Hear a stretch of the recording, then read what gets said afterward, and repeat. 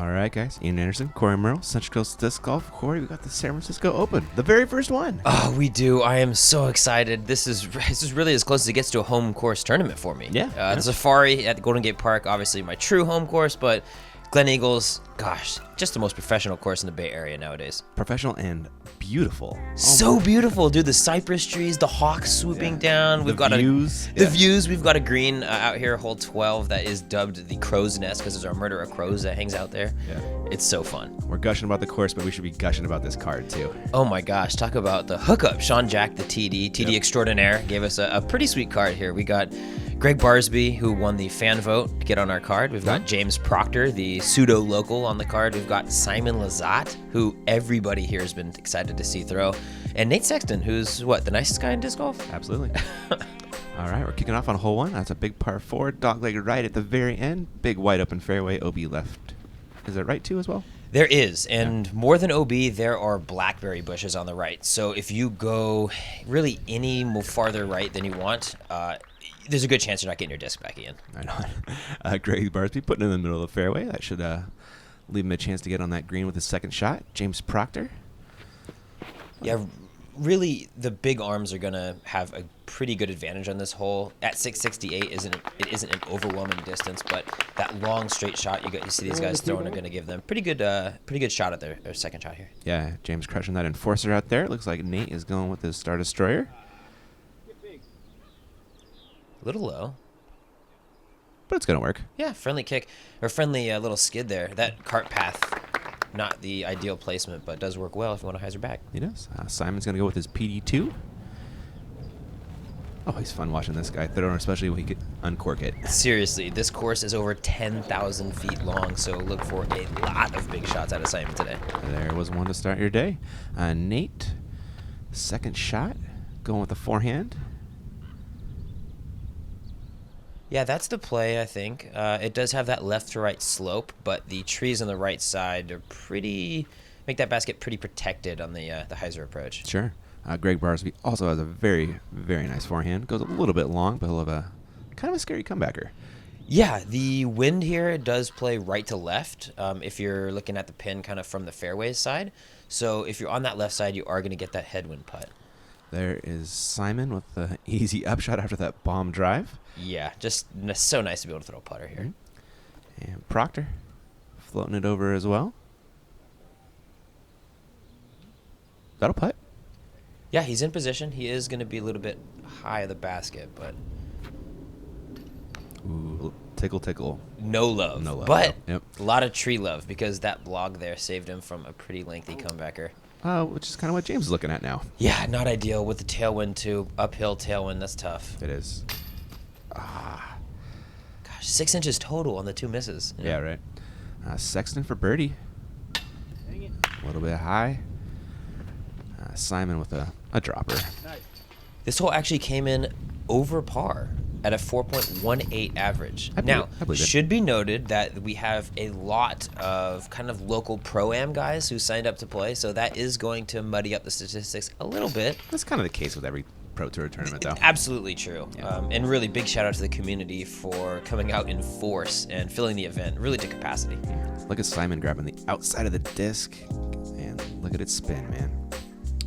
We have the speed gun out here. Uh-huh. What me and Sean are talking about adding, we need an RPM, dude. I don't know how it's possible. Oh. I might just have to make up the numbers. Well, there is Simon with a stroke on the card. 2 on James. We're kicking it over to hole 2. Yeah, hole 2 is, now I would say one of the easier holes on the course, but what I think I mean is one of the easier 2s on the course, because this does come in over par again at a 3.13 average, but that is due to all of the OB strokes, which really have you either re-tee or advance to the FPOT, which is not a ton easier. No. Simon again ripping onto PD2. Good play. Really, just leave it left side. That's the safe side. Yeah, that's a good miss. Exactly. If you can kind of bury it into that hill, at worst, you're going to have 40, 50 feet. Barsby going with a champion Thunderbird. He's flirting with this tree, Cory. Yeah, that cypress is known to knock it down. And that cart path does play OB and right. Yeah. So if it does hit that tree, you're pretty much guaranteed a 4 at best. Yeah. Easy to roll down that hill, OB, as well. True. Sexton also going Thunderbird here. I like it. Something you don't really have to get too high speed with it. Something that you can throw hard and flat, and you know is going to finish left. Yeah, and he's pin high. He's got a little putt for that bird. James Proctor. Similar approach, a little bit more inside. Yeah. That's fine though. Circle's edge, you know, he's right there. Little putt. And he is a great putter. Here he is. That's good that he caught change though, because that green drops significantly off past it. Simon just dead center for another birdie.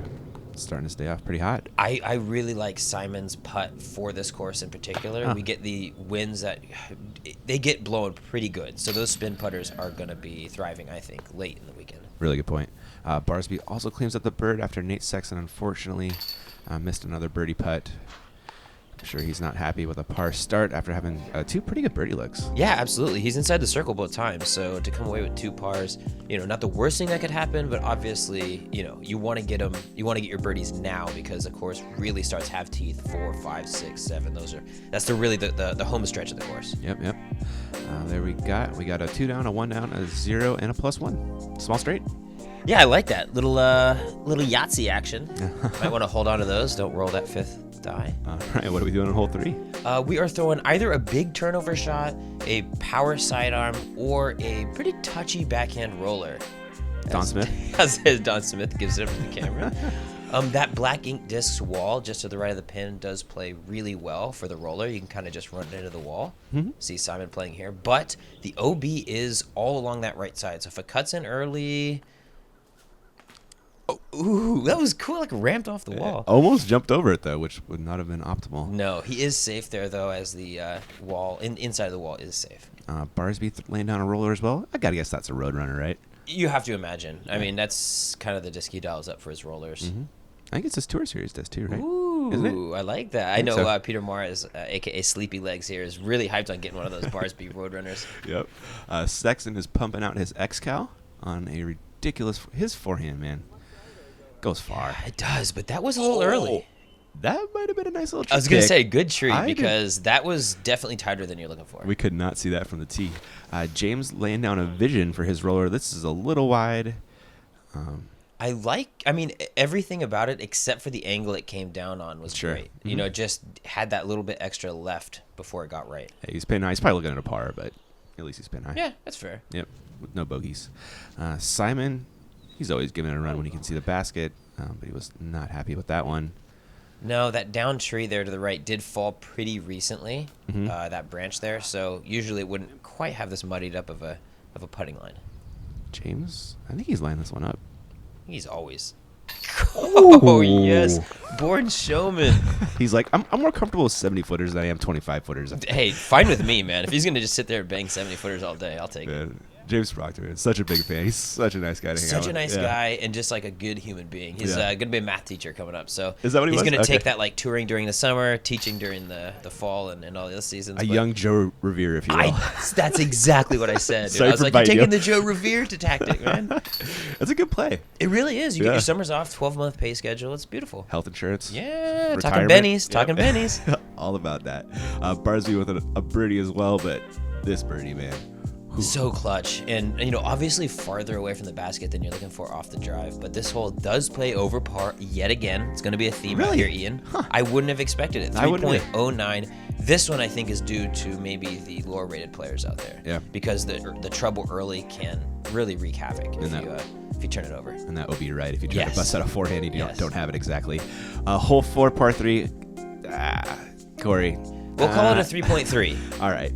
Okay, so this is probably my least favorite hole in the course. Doesn't mean that I hate it, okay? It just means that I like it the least. Okay. No true line to the basket in 2 shots or in 1 shot. Yeah.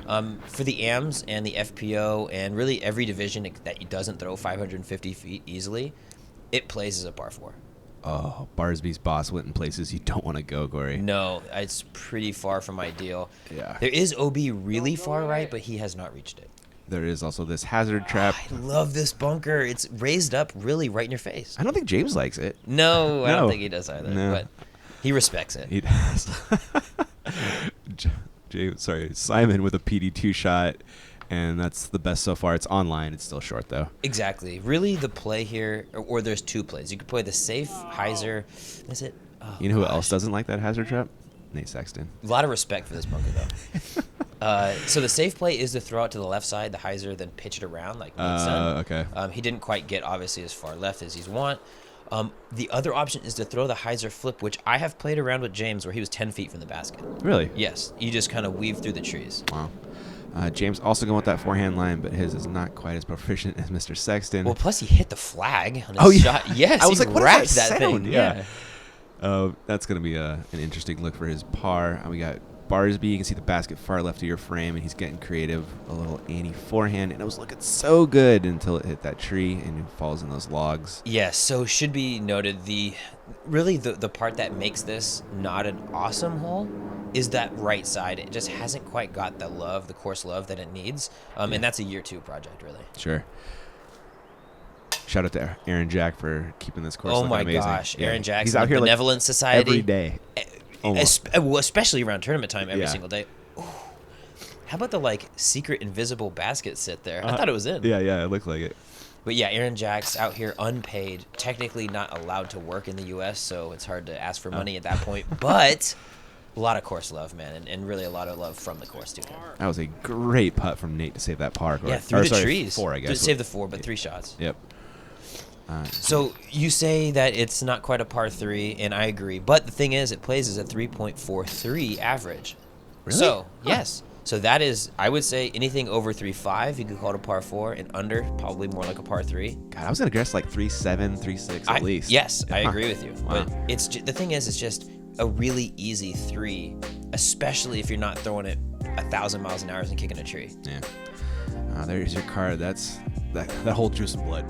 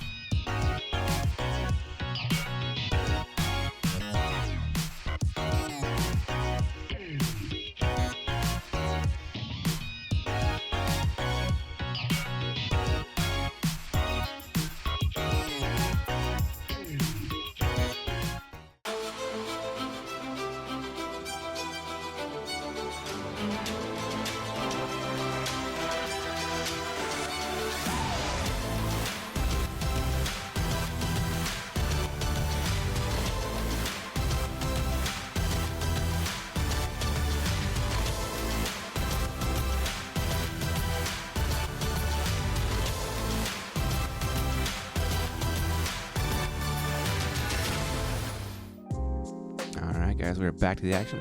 First, we got to thank our sponsor, MVP, for getting us out here. We're at all the Pro Tour stops because of those awesome guys out there. Absolutely. MVP Steve, not only a lot of love from the Reddit community, but a lot of love from us. Just doing great things and really putting himself out there and the team out there as a whole. Yeah. Shout out to Innova for putting on the tournament as well. For supporting the tournament. Shouts to Sean Jack and the team SFO for putting on the tournament. Fair.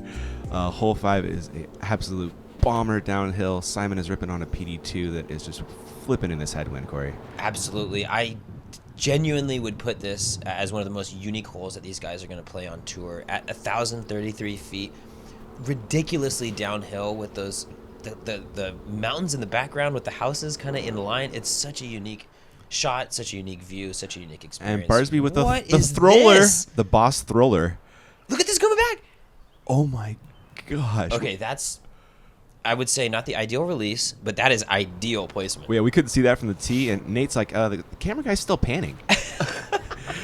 Nate knows what's up. Yep, shouts to Andy on that second cam. He's doing beautiful work, and Nate, he's like, I'm so glad I got to go third. Yes, the wind read critical there. That is prime time positioning. Kept it low and kept it from not turning over, not hyzering out. Really here, put yourself in the fairway. You're going to be okay. Great destroyer shot from him, and this is an enforcer shot from James. He's like, this is a brand new one. I just put it in my bag. I thought it would be like crazy overstable, but in that headwind and with James Proctor power, still turns. Yes, and to be fair, that is right where you want to be. Simon here a little bit pinched off, so is going to have to play it pretty wide to the right side. Yeah. This is a beast PD2 rip from Simon, though. Gets a... And you could see still, I mean, that's still 100 short, maybe? Yeah, I mean, his drive really... Yeah, it cut him off pretty significantly. This hole, though, legitimately really good pro par 4. It is, yeah. Proctor, that's getting a little flatter than he wants. Hopefully gets off the green. Yeah, Get. Ooh. Yeah. So should be noted, the guys, the golf staff, knowing that we weren't going to be playing on the greens too much, sanded and aerated all the greens. So if you see a little bit of sand popping up on the green skips, that's why. Nice. Sexton with another destroyer shot, and that is gonna putt. He's in great position. This hole does play as a 4.6 average, so really closer to a par 5 than a par 4. If he can pick up a stroke here, it's limited threes out here. Yeah, and Barsby with another boss shot. Nothing wrong with that. Not super parked or anything. No, if you're walking away with a 4, you're totally fine. Yeah. Here's Simon just laying up for that 4. Should be no worries from there. Here is Proctor's 3rd, also laying up for a 4. This green is so tricky. Yeah, you could see Proctor. He's going to have a routine putt at least still, but any force going to that basket, like a missed putt here, can just lead disaster. Barsby, he's got to look at it.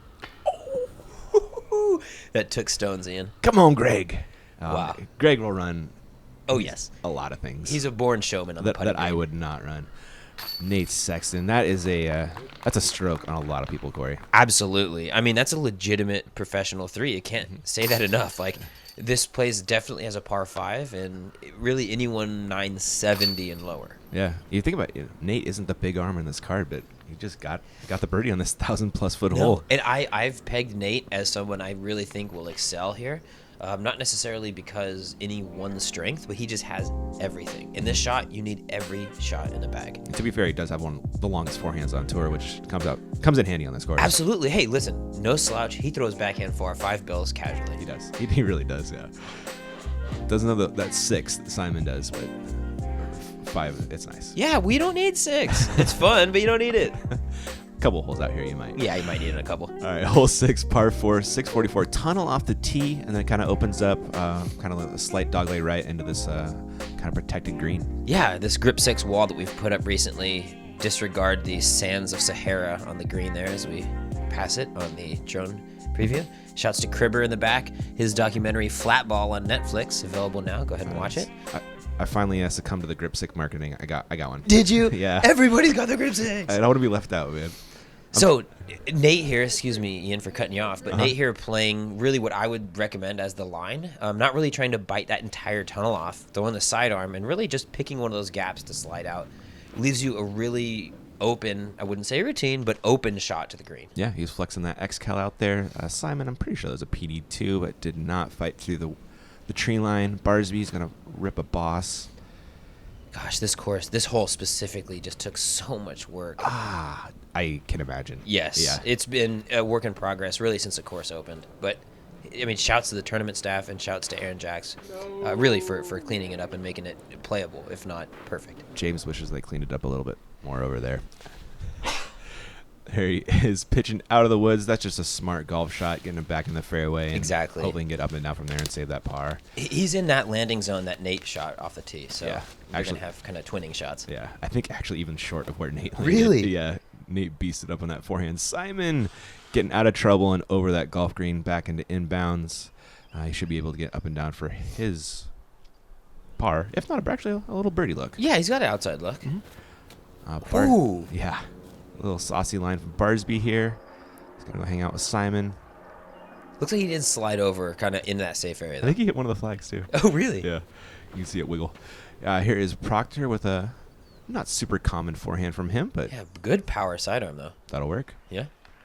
I think when they have to come out with a little bit of ante, that's when he might find a little bit of trouble. But if he keeps him on hyzer, he smashes him. Nate going back to that X-Cal for his second shot. And talking about that power forehand coming in handy. Okay, so it's X-Cal off the tee. Noted. Yep. Barsby going to try and float this in. He is so good at this. Oh, come on. Dang, that was... Oof. Hey, you're right, though. He is so good at that. So touch with the outside putter approaches. And Simon with the air ball, as he called it. Oh, yeah, okay. Yeah. An air ball from 100. Yeah.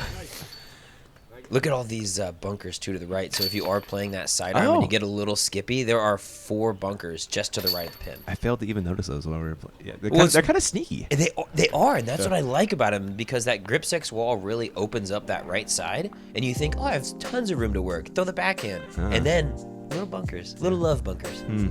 I don't know if I call them love bunkers, but we'll agree to disagree. Leonard Mike, course designer and sadist. Leonard Muse. That's Yes. a fantastic human being and a great force for disc The golf. godfather of Bay Area disc golf, we Yeah. call him. He's just genuinely so influential out here. Hole 7, another kind of a tweener hole here, Cory. Absolutely.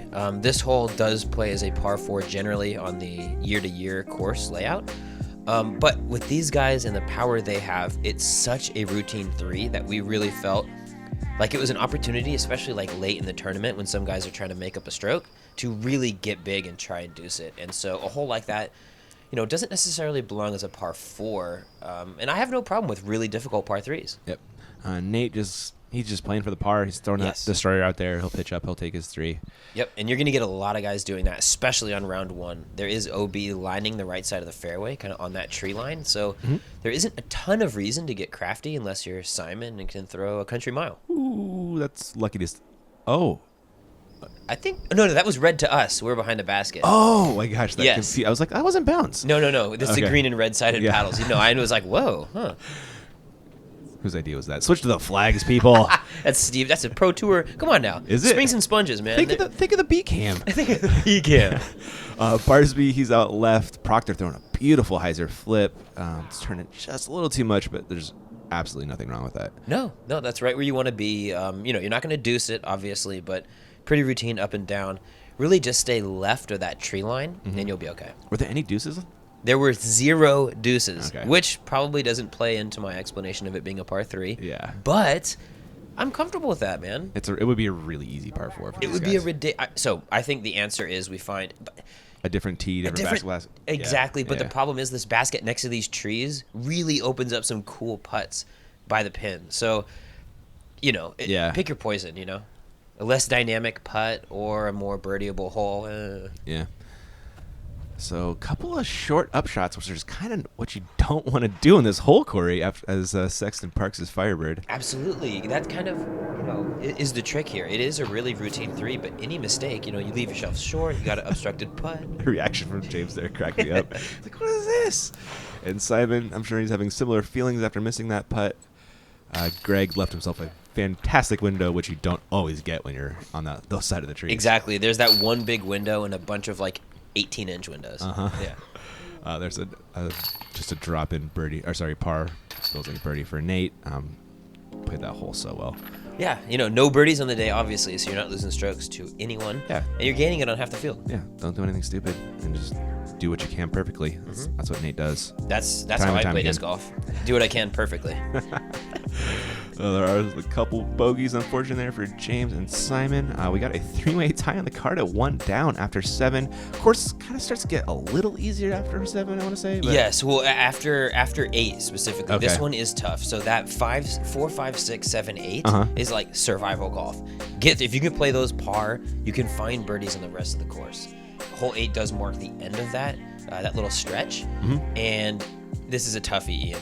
Leonard, with his devious ways, has kind of developed this boomerang of OB in the center of the fairway, where from the tee, it looks like that wall is pretty straight. So you lay up to kind of the edge of it, right or left, and then you realize that it's about 100 feet deep. Now, where Nate is right now, very safe. But now he's got about 375 uphill to the pin. He could have pressed that a lot more and got a little flirty. it with that looks drop so zone. much flatter from the tee. Right? Isn't that kind of a cool? That is. I love it. Wow, that's something you really want to scout out. Exactly. Like I played a couple practice rounds with like Jeff Yunker and Ray Johnson, and we were saying the same thing. Like, this is not a course you want to play blind. No. Not a course. It's a lot of sucker holes, and there's a lot of stuff that's really deceiving off the tee. Yeah. I believe James is ripping on a spark here. Just something that's not going to go too far. And then he took pretty good advantage of the shape there. Yeah, I mean, you could see him way up there on the front. Nate with a lot of work to do here still. Now, those bunkers and green are all hazards and OBs respectively. You could get froggy and try and get over the OB If you really want to, I wouldn't recommend it though. I think the decision is, do you press it close to the edge of that, or do you just play it super safe like where Nate was? Yeah. Simon just going to smash on a hyzer. Tough with the slope of the green, but we could spike it as hard as he can. Yeah. You don't see hyzers come in with that just straight up bounce. That thing was high. Yeah. James, he's like, I can do that too pretty well. Playing it to the right side. So perfect. Backhands are getting it's far. It's very far. Yeah. We always say it, like the camera really doesn't do the elevation justice. But when you're standing on the tee, you like look straight and it's the ground right in front of you. Then you like look up, and then this big, huge hill, elevated basket, grip being advertised across there. It's really one of the most filmable and like scenic holes. It feels like a professional disc golf hole. That's cool. Yeah, so that's 2 birdies for the backhands, 2 pars for the forehand. Exactly, yeah. And that's to be expected, you know. I think it speaks to the distance. Yep. Nate and Barsby clean up. Barsby looking for that bird, but he'll settle for par. Ooh, a nice little peekaboo shot here from Brian Geis on the slow-mo cam as we watch Simon rip it out here on a hyzer. Yeah, the way that this hole finishes, we do walk back up to that parking lot area where all the Disc Golf Pro Tour kind of festival activities are happening, and it really does feel like the halfway point after hole 8. It does. And it probably is, considering the distance, because the back 9 significantly shorter. That front 9 does have a lot of like 600 and 700 foot holes. My feet were telling me we were about hole 16 after hole 8. Man. Exactly. You have to go up and down that hill multiple times, man. It just gets tiring. It is. A hole 9, par 4, 747 downhill, so reachable for the big arms. Mm-hmm. Very much so. So we kind of wanted to have like a genius hole type of vibe where it is technically twoable. Yeah. And it does have that tunnel off the tee, down slope. It has that energy there. Mm-hmm. This hole, though, probably isn't technically 747 feet, but really with all our flight themes and everything, we're like, 747 sounds good. Dig it. Simon with an absolute crush. He wanted a little more turn on it, but still no shame in that. He's got an eagle putt. Nice little roll at the end there, too. Mr. Proctor going enforcer. Yeah, I really like that we didn't overwhelm this hole with the out-of-bounds rope. There is OB way right, so James really not even in any danger there. And there is a little crater on that left side, so if you hyzer out, that's probably going to come into play for our lower-rated players. But really, it's just throw it as hard and flat as you can and avoid that cypress tree that Nate hit. With his destroyer. Mr. Barsby going with his star boss. He smashes those things. Get over. Look at it turn. Ooh, that late flip. Proctor was like, ooh, that was a fun one to watch. Yes, I love the late flip. Like, throw it on hyzer, flip it up to flat, halfway through dip. You're like, oh, it's not flipping. Oh. It is. Hold my beer. Turns out you throw hard. Nate. Oh, no. Oh, Leonard got him. I know. That sneaky little, like, foot golf green. Yep. Proctor's like, that T sign is right in my way, right where I throw, but I guess it didn't really matter. He found a slightly different line that worked perfectly. Nate for birdie. Ooh. Great bid. Yeah, guys, they're really trying to deuce this hole. It's definitely one of the easier par 4s out here, and easier holes in general just to get your birdie on. Really, the idea being, can you to it or not? Sure. There is Simon with his eagle bid. He'll settle for birdie, as will James. Nate will come back for his par, and we got a couple of drop-in birds for the other gents. Yeah, we saw 0 2s on here. Unfortunately, round 1. We kind of have an over-under on a few of the holes out here. Okay. Hole 9, over-under on eagles, and hole 10, over-under on eagles. I bet we see some before the weekend's over. Absolutely. No question. Especially after round 1. I mean, everybody's playing for positioning this round. Nobody's really trying to go huge. So we'll see. Yeah, they're getting dialed in. I bet the over. But I'm also very, I think these guys are good. Barsby, underrated backhand. So clean. Yeah, really so nice. Clean. He is not a big dude. He crushes. He is a 1-stroke back of Simon, who's leading our card at 3 down. Nate is also lurking. And Cory, that's all we got for part 1? We do, and that was the longest 9 holes in disc golf history, probably. And so part 2, we're gonna have a little bit more of the par 3s, a lot more attackable. The survival golf is over. Now it's time to capitalize. Yep, make sure you guys come back for part 2, hole 10. Yes. That's good stuff. All right. Thanks for watching, guys, and we'll catch you in the next one.